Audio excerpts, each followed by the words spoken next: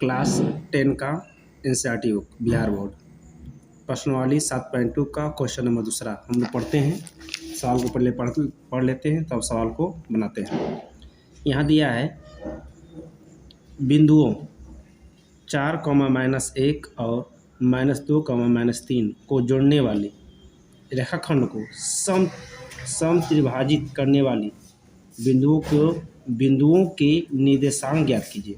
इसका मतलब है कि दो बिंदु है ए और मान के चले ए और बी है, उसको समत्रिभाजित का मतलब होता है उसको 3 भागों में बांटना। तो आते हैं इसको हम लोग सॉल्व करते हैं।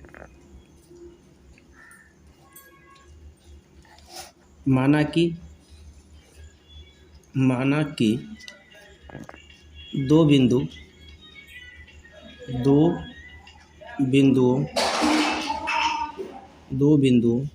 क्रमशः ए, -1 तथा बी, -2, -3 है। यह दो बिंदु है। तो एक रेखाखंड बनाते हैं हम लोग हैं। इस रेखाखंड को हम लोग देखते हैं। इस रेखाखंड का नाम रख देते हैं ए, इस रेखाखंड का नाम रख देते हैं बी। अब ए का मान आपका क्या है 4, -1 और बी का मान कितना आपका है -2, -3।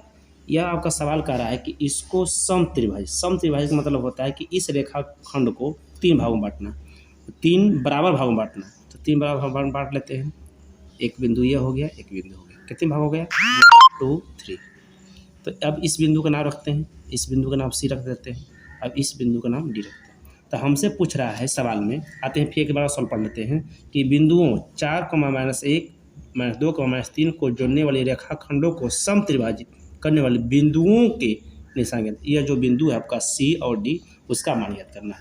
तो अब देखिए 3 भागों में बांट रहा है, तो किस अनुपात में बांट रहा है पहले अनुपात तो देख लें। देखिए यहाँ 1 हो गया, यहाँ 1 हो गया, यहाँ 1 हो गया, मतलब 3 भाग हो गए, 1 हो गया। तो बिंदु सी का अनुपात क्या होगा, मतलब यहाँ से यहाँ का आपका 1 भाग हो गया और यहाँ से यहाँ का आपका 2 भाग हो गया। तो 1 कितना हो गया 2, तो यहाँ मान लिए 2, मतलब कि एक संबंधी 2 के अनुपात में बांट रहा है। कौन बिंदु सी। तो बिंदु सी का निशान ज्ञात करते हैं हम लोग हैं। तो यहाँ हम लोग देख लेते हैं, यहाँ हम बिंदु सी का निशान बराबर, यहाँ बिंदु सी का निर्देशांक बराबर लिखते हैं। सूत्र क्या होता है, विभाजन सूत्र लगाएंगे आपका। विभाजन सूत्र क्या होता है आपका सूत्र, m1 x2 + m2 x1 बटे में m1 + m2, m1 y2 + m2 y1 बटे में m1 + m2। अब इसको बताते हैं। अब देखिए यहाँ m1 का मान कितना होगा 1, यहाँ m1 का मान क्या होगा 2 हो गया। तो यहाँ m1 का मान 1 रखते हैं। x2 का मान कितना होता है, यहाँ यह x2 का मान हो गया आपका -2।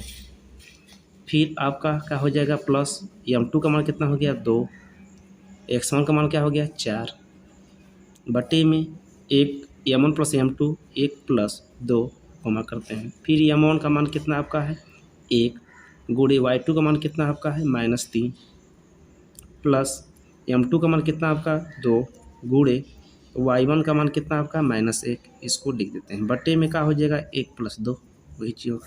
अब इसको निकालते हैं। अब प्लस माइनस हो गया, 2 1 है 2 प्लस 4 दूना कितना हो गया 8 बटे में 2 1 3। अब इसको देखते हैं हम लोग हैं, प्लस माइनस 3 प्लस माइनस -2 बटे में कितना हो गया 2 1 3 ना।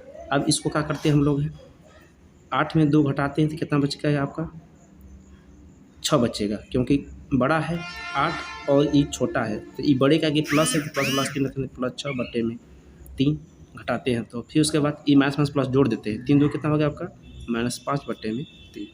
अब इसको हम लोग कटाते हैं, 3 दूना के आपका 6, ये कट नहीं रहा है, पॉइंट भी कटा सकते हैं, नहीं कट रहा है तो छोड़ देंगे इसी तरह। तो ये आपका क्या हो गया आपका 2, -5 बटे में 3, किसका निशान हो गया बिंदु सी का। एक आपका आंसर आ गया। फिर आपको पूछ रहा है बिंदु डी का निशान ज्ञात कीजिए। तो बिंदु डी का निशान ज्ञात करने के लिए आप देखिए समझिए कि 1 1 2 2 हो गया। तो अब इसको किस अनुपात में बांटा है, मतलब कि इसको आपका बांटा है 2:1 में बांटा है, क्योंकि 1 1 2 और 1 यह हो गया। तो यहाँ हम लोग m1 का मान रखेंगे 2, यहाँ m2 का मान रखेंगे 1, बिंदु सी का निशान ज्ञात करना। तो अब यहाँ फिर लिखते हैं अब बिंदु डी का निशांक बराबर, लिखते निशांक बराबर